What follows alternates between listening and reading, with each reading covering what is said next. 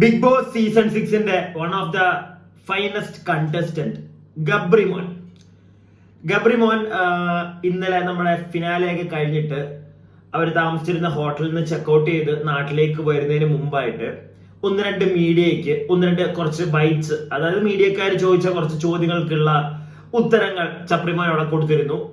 അപ്പൊ അതിനകത്ത് ഞാൻ കേട്ടപ്പോഴത്തേക്ക് എനിക്ക് ചിലതൊക്കെ അവൻ മറ്റേ തല ഊരി പോരാൻ വേണ്ടിയിട്ടും ഇനി ഇത് കേൾക്കാതിരിക്കാൻ വേണ്ടിയിട്ടും പറഞ്ഞ കുറച്ച് ഉത്തരങ്ങളും, ചിലതൊക്കെ എനിക്ക് തീരെ ഡൈജസ്റ്റ് ആയിട്ടില്ല അവൻ പറഞ്ഞ കാര്യങ്ങള്.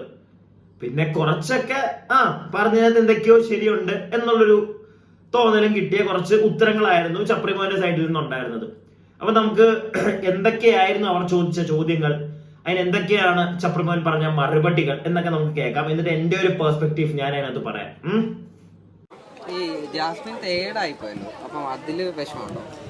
ഇല്ല, എനിക്ക് വിഷമമില്ല. ഞാൻ ജാസ്മിനോട് അകത്ത് കയറിയ സമയത്താണെങ്കിലും എനിക്ക് പ്രയോറിറ്റി ജാസ്മിൻ കപ്പ് എടുക്കുക എന്നുള്ളതിനേക്കാൾ പ്രയോറിറ്റി പുറത്തിറങ്ങുമ്പോൾ ഞാൻ പോയ ഒരു സ്റ്റേറ്റിൽ കൂടെ ജാസ്മിൻ പോകരുത് എന്നുള്ളതായിരുന്നു എൻ്റെ ഏറ്റവും വലിയ ആഗ്രഹം. പക്ഷേ എന്നെക്കാളും ഭീകരമായിട്ടുള്ള സംഭവങ്ങളാണ് അവളെ കാത്തിരിക്കുന്നത് എന്നുള്ള പൂർണ്ണമായിട്ടുള്ള ബോധ്യത്തോടുകൂടി തന്നെയാണ് ഞാൻ ആ വീട്ടിലേക്ക് തിരിച്ചു കയറിയത്.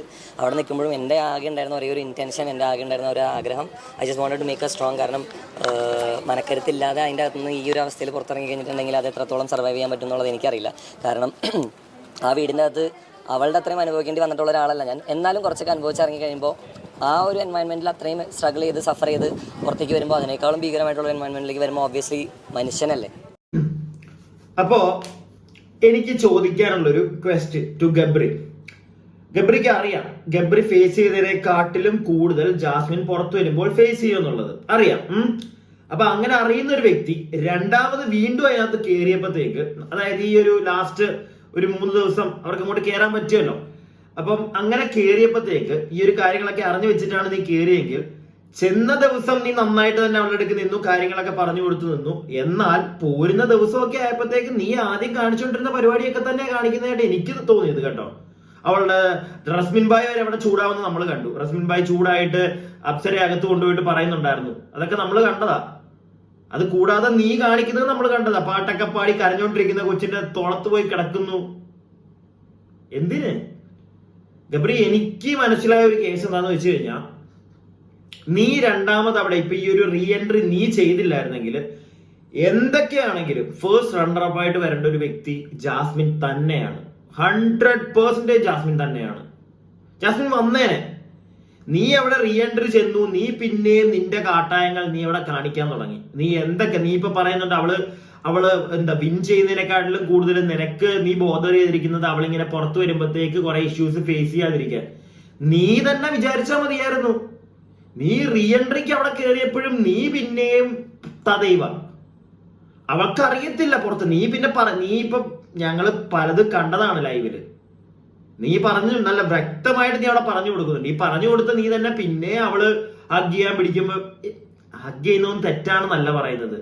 പക്ഷെ എല്ലാവർക്കും അത് ഒരേപോലെ എടുക്കണം എന്ന് നീ വിചാരിക്കരുത് ഗബ്രി. ഇപ്പൊ അതിനകത്ത് തന്നെ നിങ്ങളൊരു ഒരു എവിടെ വെച്ചിട്ടായിരുന്നു ഇവരും, എനിക്ക് തോന്നുന്നു ജാസ്മിനും ഗബ്രിയും കൂടെ കെട്ടിപ്പിടിച്ച് കുറച്ചു നേരം നിൽക്കുമ്പോഴത്തേക്ക് നമ്മുടെ യമുന വരെ വന്ന് അടിക്കുന്നതൊക്കെ കാണുന്നുണ്ട്. തമാശക്ക് വരെ അടിച്ചിട്ടൊക്കെ പറഞ്ഞു വിടുന്നുണ്ട് രണ്ടുപേരും രണ്ടു വഴിക്ക്. സോ അവിടെ ഉള്ള ആൾക്കാർക്ക് തന്നെ അത് കുറച്ച് ക്രിഞ്ചായിട്ട് തോന്നുന്നു. അപ്പൊ പുറത്തുള്ള ജനങ്ങളിലേക്ക് എല്ലാവരും ഒരേ രീതിയിൽ എടുക്കത്തില്ല. ഇത് പുറത്ത് വന്നപ്പോ മനസ്സിലായ ഒരു വ്യക്തിയാണ് നീ. നീ വീണ്ടും അതിനകത്തോട്ട് പോയിട്ട് ജാസ്മിൻ ഇങ്ങനെ കാണിക്കാൻ നിൽക്കുമ്പോ അതിന് കൂട്ട് നിൽക്കാതെ മാറണമായിരുന്നു. നീ ആദ്യമൊക്കെ മാറിയതാണല്ലോ, പിന്നെ നീ അതിനകത്തോട്ട് പോയി വീണു. സോ നിനക്ക് നീ ഇത് വന്നിട്ട് പുറത്തിറങ്ങിയിട്ട് വീണ്ടും ഈ കഥ പറയുമ്പോഴത്തേക്ക് എല്ലാരും കേൾക്കണമെന്നില്ല. എല്ലാരും ഈ ഒരു ചോദ്യം ചോദിക്കും നിന്നോട്. അത് നീ ഫേസ് ചെയ്തേ പറ്റുള്ളൂ.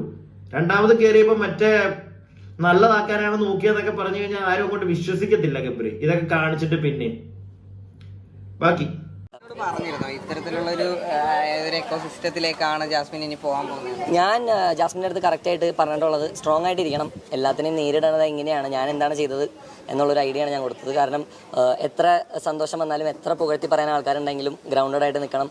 എത്ര ആൾക്കാരെ അടിച്ച് താഴ്ത്തിട്ടാലും എത്ര തളർത്തി കളയാൻ ആൾക്കാരുണ്ടെങ്കിലും സ്ട്രോങ് ആയിട്ട് നിൽക്കണം എന്ന് മാത്രമേ ഞാൻ പറഞ്ഞിട്ടുള്ളൂ. അത് ആക്ച്വലി എനിക്ക് തോന്നുന്നു അവൾ എടുത്തിട്ടുണ്ട്. അതുകൊണ്ടാണ് പുറത്തിറങ്ങിയതിനു ശേഷം ഇപ്പോഴും ഇത്രയും കാര്യങ്ങൾ അറിഞ്ഞിട്ടും ചിരിച്ചുകൊണ്ട് ഇപ്പോഴും നിൽക്കാൻ. അതിലും മാത്രമൊക്കെ ജാസ്മിൻ അറിഞ്ഞായിരുന്നു എനിക്ക് അറിയത്തില്ല.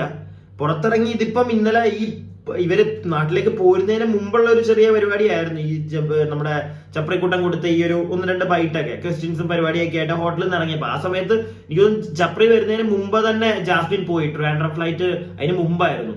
അപ്പം അത്രയും നേരം കൊണ്ട് അവൾ എല്ലാം അറിഞ്ഞിട്ടുണ്ടോ എന്ന് എനിക്കറിയില്ല. പക്ഷെ കൊല്ലത്ത് അവളുടെ വീട്ടിൽ വന്ന് കയറുമ്പോൾ എന്തായാലും ജാസ്മിൻ അത്യാവശ്യം കുറെ കാര്യങ്ങൾ അറിഞ്ഞിട്ടുണ്ട്. കാരണം കൂടെ റസ്മിൻ ബായിയും കൂടെ ഉണ്ടായിരുന്നു. റസ്മിൻ ബായിയും ജാസ്മിന്റെ കൂടെയാണ് വന്ന് ചാടിയത്.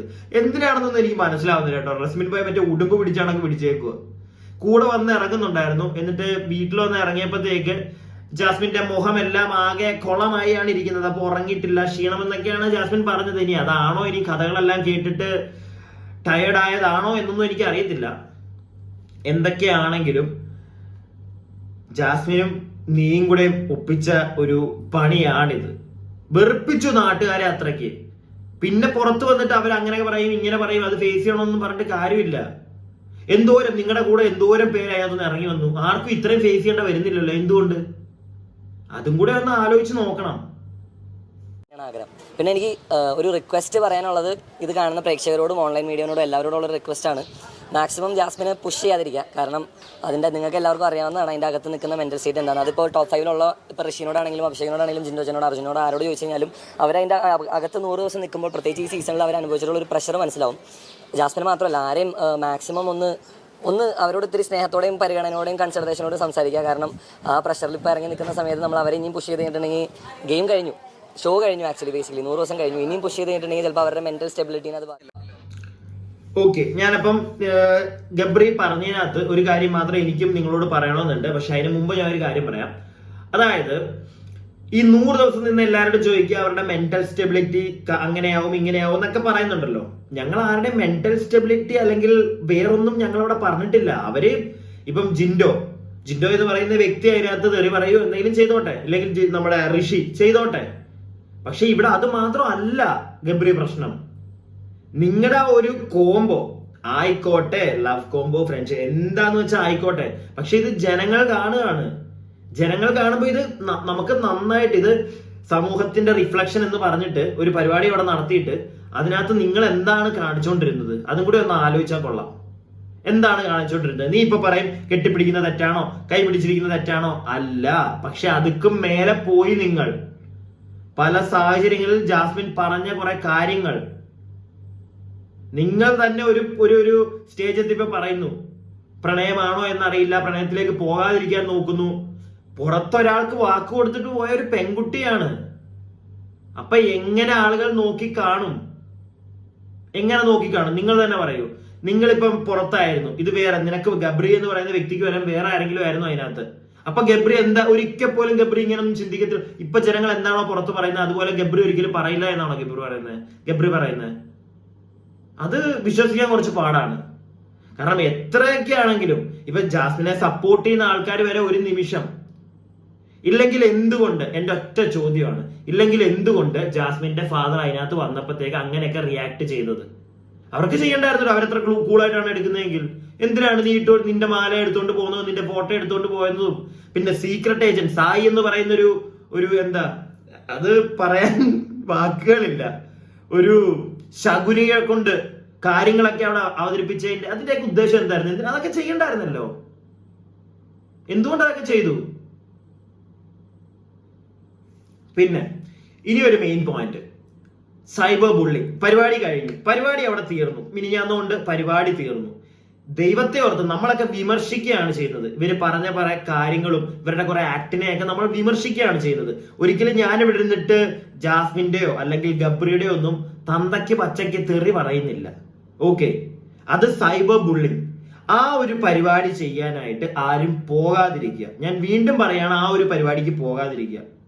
വിമർശനങ്ങൾ നല്ലതാണ്, ഹെൽത്തി വിമർശനങ്ങൾ വളരെ നല്ലതാണ്. നമ്മളൊക്കെ അതാണ് ചെയ്യുന്നത്. അതിനെ അവർക്ക് ഇഷ്ടപ്പെടുന്നില്ലെങ്കിൽ അത് അവരുടെ തെറ്റ്. കാരണം അവരുടെ ഭാഗത്ത് തെറ്റുണ്ട്. അപ്പൊ ആ തെറ്റ് നമ്മൾ കണ്ടുപിടിക്കുമ്പോഴത്തേക്ക് അവർക്ക് തെറ്റ് പറഞ്ഞു കൊടുക്കുന്ന ആളെ ദേഷ്യം വരും. അത് അത്രേ ഉള്ളൂ, നമുക്ക് അങ്ങനെ എടുക്കാം. പക്ഷെ ഒരിക്കലും ഒരാളെ പോയി തെറി പറയരുത്. ഗബ്രി ആ ഒരു പറഞ്ഞ കാര്യത്തോട് മാത്രമാണ് ഞാൻ യോജിക്കുന്നത്. അതായത് ഇപ്പൊ മീഡിയ, ഓൺലൈൻ മീഡിയാസ് ആണെങ്കിലും ആരാണെങ്കിലും പോയി അവരെ സൈബർ അല്ലെങ്കിൽ സാധാരണക്കാരായിട്ടുള്ള നമ്മളെപ്പോലുള്ള ജനങ്ങളാണെങ്കിലും ഒരിക്കലും അവരുടെ അക്കൗണ്ടുകളിൽ പോയി അവരെ തെറി പറയാതിരിക്കുക. അത് ചെറിയൊരു കേസൊന്നും അല്ല. നമ്മുടെ നാട്ടിൽ അങ്ങനെ ഒരു കേസ് വന്നാൽ തന്നെ ചിലപ്പോൾ അത് പ്രൂവൻ ചെയ്യാൻ അറിയാമല്ലോ ഇവിടുത്തെ കാര്യം. പക്ഷെ അതല്ല, നമ്മളൊരു നല്ലൊരു മനുഷ്യനായിട്ട് ചിന്തിച്ചു കഴിഞ്ഞാൽ ഒരിക്കലും എന്നെ കൊണ്ടൊരിക്കലും പറ്റത്തില്ല അങ്ങനെ ഒരു കാര്യം. ഇപ്പൊ എനിക്ക് അതിനകത്ത് വന്നിറങ്ങിയ പല ആൾക്കാരെ എനിക്കിഷ്ടമല്ല. കുറെ ആൾക്കാരുടെ ആക്ടുകൾ കണ്ട് എനിക്ക് അവരോട് ദേഷ്യം തോന്നിയിട്ടുണ്ട്. എന്നാൽ ഞാൻ ചില ആൾക്കാരെ ഭയങ്കരമായിട്ട് ഇഷ്ടപ്പെട്ടിരുന്ന ആൾക്കാരുണ്ട്. അവരെ ഇതിനകത്ത് പോയതിനു ശേഷം എനിക്ക് വെറുപ്പായി പോയവരുണ്ട്. വെറുപ്പാണ്, ഞാൻ അവരുടെ കാര്യത്തിലേക്ക് തിരിഞ്ഞു നോക്കാനും പോകത്തില്ല. അവരുടെ പല കാര്യങ്ങൾ കണ്ടാൽ നമ്മൾ വിമർശിക്കാനും പോകും. പക്ഷെ ഒരിക്കലും അവരുടെ അക്കൗണ്ടിൽ പോയി അവരെ തെറി വിളിക്കേണ്ട കാര്യമൊന്നും ഉണ്ടെന്ന് എനിക്ക് തോന്നുന്നില്ല. അതിന് എന്നെ കിട്ടത്തില്ല. നിങ്ങളും എന്റെ വീഡിയോ കാണുന്ന കുറച്ചു പേരാണെങ്കിൽ പോലും അവര് ആ ഒരു പരിപാടിക്ക് പോവാതിരിക്കുക. അതിന്റെ ആവശ്യമില്ല നമുക്ക്. എന്തിനാ അത് നമ്മുടെ വില നമ്മൾ തന്നെ കളയുന്ന പോലെ ആയിപ്പോ. സോ ആരും അത് ചെയ്യാതിരിക്കുക എന്നുള്ളൊരു ആഗ്രഹം മാത്രം എനിക്കുണ്ട്. എന്റെ സബ്സ്ക്രൈബേഴ്സ്, ചേട്ടന്മാരും ചേച്ചിമാരും കൂട്ടുകാരും ഒക്കെ ആ ഒരു പരിപാടി ചെയ്യത്തില്ല എന്ന് എനിക്കൊരു വിശ്വാസമുണ്ട്. അത് നമുക്ക് അതിന്റെ ആവശ്യമില്ല. ഈ ലവ് ട്രാക്ക് ഒക്കെ ബേസിക്കലി ഗെയിമിന്റെ ഭാഗം തന്നെയായിരുന്നു ജാസ്മിനായിട്ട്. ലവ് ട്രാക്ക് ആണെന്ന് ഞാൻ ഒരിക്കലും ഗെയിമിന്റെ അകത്ത് എന്റെ വായ കൊണ്ട് ഞാൻ ലവ് ട്രാക്ക് ആണെന്ന് അതൊരു ട്രാക്ക് ആണെന്ന് പോലും ഞാൻ പറഞ്ഞില്ല. പ്രേക്ഷകർക്ക് കാണുമ്പോൾ അവർ തോന്നുന്ന കാര്യം പറയുന്നു. നമ്മൾ അത് തന്നെയാണ് ചെയ്തതെന്ന് നമുക്ക് ഉറപ്പ് അവർക്ക് കൊടുക്കേണ്ട ആവശ്യമില്ലല്ലോ. അതായത് ഞാൻ എന്താ ചെയ്തതെന്നുള്ളത് എനിക്കും അവളെന്താ ചെയ്തതെന്നുള്ളത് ഇതിന്റെ അകത്തുള്ള ഓരോരുത്തരും എന്താ ചെയ്തിട്ടുള്ളതെന്ന് അവർക്കാണ് അറിയുള്ളൂ. പുറത്തുള്ള ആളുകൾക്ക് അത് കണ്ടുള്ള ശീലം, അല്ലെങ്കിൽ ഈ പറയുന്ന 24 മണിക്കൂറിന് ഒരു മണിക്കൂറിൽ അല്ലെങ്കിൽ ലൈവ് കണ്ടിട്ടുള്ളവർക്കുള്ള ഇത് മാത്രമേ ഉള്ളൂ. അത് ഡിഫറെന്റ് പെർസ്പെക്റ്റീവ്സ് ആണ്. അതിൽ വ്യത്യാസം പ്രണയം അത് ഇപ്പോൾ പറയാറായിട്ടുള്ള ഈ ചോദ്യം തന്നെ എൻ്റെ അടുത്ത് വീണ്ടും ചോദിച്ചിട്ട് ഒരു കാര്യമില്ല. കാരണം പ്രണയമല്ല എന്നുള്ളത് പലതവണ ഞാൻ അതിൻ്റെ അകത്ത് വെച്ച് പറഞ്ഞിട്ടുണ്ട്. ഇമോഷൻസ് തോന്നിയിട്ടില്ല എന്ന് ഞാൻ ഒരിക്കലും പറയില്ല. ഇമോഷൻസ് തോന്നിയിട്ടുണ്ട്. പക്ഷേ പ്രാക്ടിക്കലായിട്ടുള്ള ഒരുപാട് കാരണങ്ങളും എല്ലാ കാരണങ്ങളും ഇതിലേക്ക് പോകേണ്ട നമുക്ക്. അതൊരു കോൺട്രവേഴ്ഷ്യൽ ടോപ്പിക്കാണ്. നിങ്ങൾക്ക് അത് ചിലപ്പോൾ ഗുണം ചെയ്യും. എനിക്കത് ഗുണത്തെക്കാളേറെ എൻ്റെ ജീവിതത്തിന് അത് ബാധിക്കുക ചെയ്തത്. ബ്ലോക്ക് ഡാഡി വെട്ടുകത്തിക്ക് വെട്ടും, അതാണ് പ്രശ്നം. ഇല്ല, ജബ്രി പറയുന്നതിനകത്ത് കുറച്ച് കാര്യങ്ങളുണ്ട്. അതായത് നേരത്തെ പറഞ്ഞതാണ് അവരുടെ ആ ഒരു എന്താണ് വേറെ കുറെ അവർക്ക് സത്യം പറഞ്ഞു കഴിഞ്ഞാൽ ഉണ്ടല്ലോ രണ്ടു പേർക്ക് ഇഷ്ടമുണ്ട്. ഗബ്രി ഈ ഒരു പോസ്റ്റിൽ തന്നെ നിങ്ങൾ കേട്ടാൽ മതി. ആദ്യമേ പറയുന്നുണ്ട് അതിനെപ്പറ്റി ഞാനിപ്പോ പറയുന്നില്ല, അത് പിന്നെ എന്താവുമെന്ന് പറയാൻ പറ്റത്തില്ല. അതിനുശേഷം പറയുന്നു ഓൾറെഡി ഞാൻ പറഞ്ഞതാണ് അങ്ങനെ ഇല്ല എന്ന്, ഇനി പിന്നെ നമുക്ക് നോക്കാം, ഇങ്ങനെയൊക്കെയാണ് പറയുന്നത്. ഒരു പ്രോപ്പർ ആയിട്ടൊരു ആൻസർ അവരതിന് കൊടുക്കുന്നില്ല. ഇപ്പോൾ പോലും ഗബ്രി കൊടുക്കുന്നില്ല. ഗബ്രി പറയുന്നു ഞാൻ നേരത്തെ പറഞ്ഞതാണ് ഇഷ്ടമല്ല എന്ന് പറയുന്നു, അങ്ങനെ ഒരു ഇഷ്ടം ഞങ്ങളുടെ ഇടയ്ക്ക് ഇല്ല എന്ന് പറയുന്നു. പിന്നെ ഗബ്രി തന്നെ പറയുന്നു പിന്നെ നോക്കാം. സോ അതിനകത്തൊരു പ്രോപ്പർ നമ്മൾ അതിനകത്തോട് ഇടപെടാൻ പോകേണ്ടത് അവരുടെ ഇഷ്ടം. അവരെന്താന്ന് വെച്ചാൽ ചെയ്യട്ടെ, അത്രേ നമുക്ക് പറയാൻ പറ്റുള്ളൂ. നമ്മളെ മണ്ടന്മാരാക്കാതിരിക്കും. ഇപ്പൊ ഗബ്രി പറയുന്നുണ്ട് ഓരോരുത്തരുടെ പേഴ്സ്പെക്റ്റീവ് ആണ് അതിനകത്ത് കാണിച്ചത്, ഞങ്ങൾക്കല്ലേ അറിയൂ.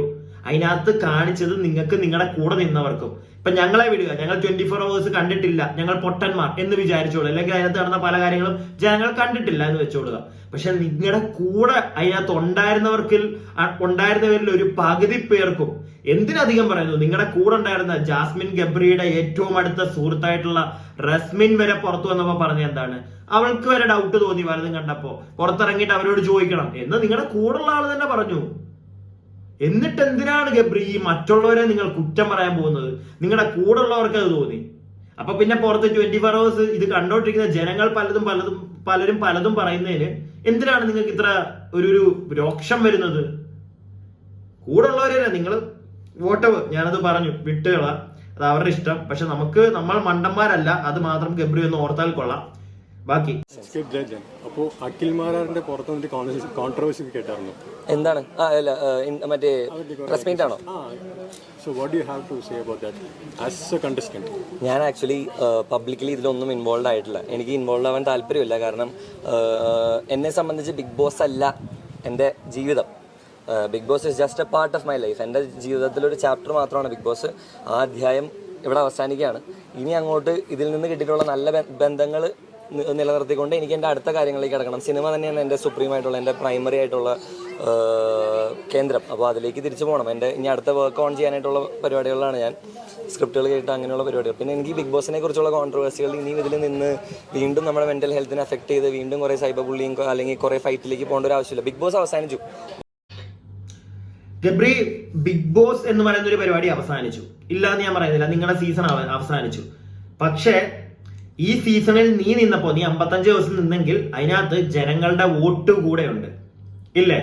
അപ്പൊ ആ ജനങ്ങളോട് നിനക്കൊരു കടപ്പാട് എന്ന് പറയുന്ന ഒരു സാധനം ഉണ്ട്. നിനക്ക് തന്ന ഒരാളെങ്കിലും അയാൾ നിനക്കൊരു വോട്ട് തന്നിട്ടില്ലെങ്കിൽ അയാളോട് നിനക്കൊരു സാധനം ഉണ്ട്.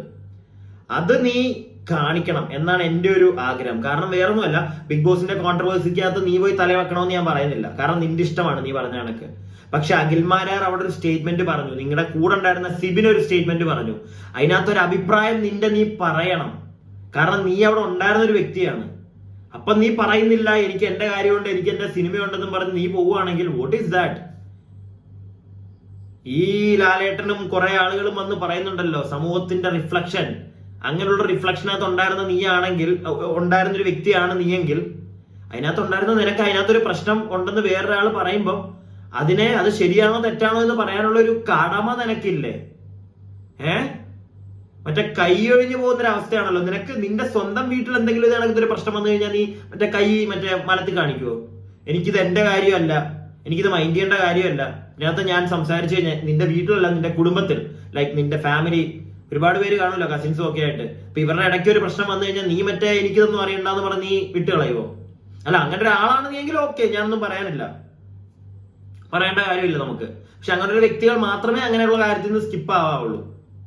പക്ഷെ നിന്റെ കാര്യത്തിൽ ഞാൻ അത് ചോദിക്കാൻ കാരണം, ജാസ്മിൻ എന്ന് പറയുന്നത് എന്റെ സുഹൃത്ത്, അങ്ങനെ ഞാൻ പറയുന്നുള്ളൂ. സുഹൃത്തിന് കുറെ പ്രശ്നങ്ങൾ ഉണ്ടായപ്പോ, അല്ലെങ്കിൽ പുറത്തു വരുമ്പോൾ പ്രശ്നങ്ങൾ ഉണ്ടാവും എന്ന് വിചാരിച്ച് നീ അതിനകത്ത് പോയി പല കാര്യങ്ങളും പറഞ്ഞ് മനസ്സിലാക്കി കൊടുക്കാനും ഇപ്പോഴത്തെ ജനങ്ങളുടെ ഫ്രണ്ടിൽ അവളെ സൈബർ ബുള്ളി ചെയ്യരുത് എന്നൊക്കെ പറയുന്ന ഒരു വ്യക്തിക്ക് എന്തുകൊണ്ട് ഇങ്ങനെ ഒരു സ്റ്റേറ്റ്മെന്റ് മറുപടി കൊടുക്കാൻ പറ്റുന്നില്ല? അതാണ് എന്റെ ചോദ്യം. അപ്പൊ നീ തല ഊരി പോവാണ്, അല്ലെങ്കിൽ മേളയിൽ നിന്ന് നിനക്ക് മറ്റേ ഓർഡർ കിട്ടി ഇതിനകത്തൊന്നും പറയരുത്, വിട്ട് കളഞ്ഞേക്കണം, അതാണോ? എന്റെ ഒരു സംശയം കേട്ടോ, ഈ എളിയവന്റെ ഒരു സംശയം, ക്ഷമിക്കുക. അപ്പൊ ഇങ്ങനെയുള്ള കുറച്ച് കാര്യങ്ങളൊക്കെയാണ് ഗബ്രി പറഞ്ഞത്. ഇനിയും വരുമായിരിക്കും ഇന്റർവ്യൂ, ഇനിയും ഗബ്രിയുടെ കാണും, എനിക്ക് തോന്നുന്നില്ല. ഗബ്രിയുടെ ഒക്കെ ഓൾറെഡി കഴിഞ്ഞു പോയതാണ്. ഇനിയിപ്പോ വരാനുള്ള ഇന്റർവ്യൂസ് അർജുന്റെ കാണും, പിന്നെ ജാസ്മിൻ കൊച്ചിന്റെ കാണും, ജിൻഡോ ചേട്ടന്റെ കാണും. ഇനി ഇവർക്ക് എന്താണ് പറയാൻ പോകുന്നത്? നമ്മുടെ സിബിൻ പറഞ്ഞ കാര്യത്തോടൊക്കെ ഇവർ യോജിക്കുന്നുണ്ടോ? പിന്നെ എന്താണ് ഇവരുടെ ഒരു വ്യൂ, ഒരു പെർസ്പെക്റ്റീവ് എന്നൊക്കെ നമുക്ക് നോക്കാം. എന്തായാലും ഈ ഒരു വിഷയത്തിൽ ബിഗ് ബോസ് എന്ന പറഞ്ഞ പരിപാടി ഉഡായിപ്പാണോ എന്നൊക്കെ ഇനിയും വരും ദിവസങ്ങളിൽ നമുക്ക് എന്തായാലും അറിയാം. ഉഡായിപ്പാണോ എന്നൊക്കെ ചോദിച്ചു കഴിഞ്ഞാൽ എന്റെ പെർസ്പെക്റ്റീവിൽ എനിക്കൊരു ഉത്തരവുണ്ട്, പക്ഷെ അത് ഞാനിവിടെ പറയുന്നില്ല. കാരണം ബാക്കിയുള്ള ആളുകളും കൂടെ എന്താണ് പറയുന്നത് എന്ന് നമുക്ക് നോക്കാം. എനിക്കൊരു ഉത്തരം കിട്ടിയ എന്തുകൊണ്ടാണെന്നറിയോ? ഞാൻ ഈ ഒരു സീസണിലെ കുറെ കാര്യങ്ങൾ അനലൈസ് ചെയ്തപ്പോഴത്തേക്ക് എനിക്ക് മനസ്സിലായ ഒരു കാര്യമാണ് എന്റെ ഉത്തരം. പക്ഷെ അതല്ല, ലൈക്ക് ഇനിയും ഇതിനകത്തുനിന്ന് പോയൊരു വ്യക്തി പറഞ്ഞു, ഇനി ഇതിനകത്ത് ഇപ്പൊ വിൻ ചെയ്ത് നിൽക്കുന്ന നമ്മുടെ ജിൻഡോ ചേട്ടന്റെ ഒക്കെ ഇപ്പോഴത്തെ ഒരു ഹെൽത്ത് നിങ്ങൾ കണ്ടിട്ടുണ്ടോ എന്ന് എനിക്ക് അറിയത്തില്ല. ശ്രദ്ധിച്ചവർക്ക് മനസ്സിലായി കാണും. ഭയങ്കര, അത് ചിലപ്പോ ചില ആൾക്കാർ പറയും ഫുഡ് കഴിക്കാത്തതിന്റെ ആയിരിക്കുമെന്ന്. പക്ഷെ എന്തൊക്കെയാണെങ്കിലും ഒരു ഫുഡ് കഴിക്കാത്ത ഒരാള് ഇങ്ങനെ അങ്ങാവോ? എന്താണെങ്കിലും നമുക്ക് നോക്കാം. അപ്പൊ നിങ്ങൾക്ക് ഞാൻ ഈ പറഞ്ഞ കാര്യം, ഗബ്രി പറഞ്ഞതിനോട് ഞാൻ റിയാക്ട് ചെയ്തതിനകത്ത് എന്തെങ്കിലുമൊക്കെ ശരിയുണ്ടെന്ന് തോന്നുകയാണെങ്കിൽ ഒന്ന് ലൈക്ക് ഒക്കെ ചെയ്യുക. അതുപോലെ തന്നെ നിങ്ങളുടെ അഭിപ്രായങ്ങൾ, ഞാൻ പറഞ്ഞ തെറ്റുകളൊക്കെ ഉണ്ടെങ്കിൽ അതൊന്ന് അഭിപ്രായം നിങ്ങളുടെ പറയുക കമന്റ് ബോക്സിൽ. അതുപോലെ തന്നെ വീഡിയോ സബ്സ്ക്രൈബ് ചെയ്യാതെ കാണുന്ന ആരെങ്കിലും ഒക്കെ ഉണ്ടെങ്കിൽ ഒന്ന് സബ്സ്ക്രൈബ് ചെയ്യുക.